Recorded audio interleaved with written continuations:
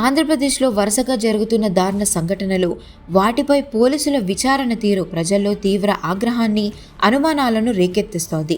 శ్రీకాకుళంలో మాజీ మంత్రి సిదిరి అప్పలరాజు కుమారుడు ర్యాష్ డ్రైవింగ్ చేస్తూ గొర్రెల కాపరి ప్రాణాలు తీశారు.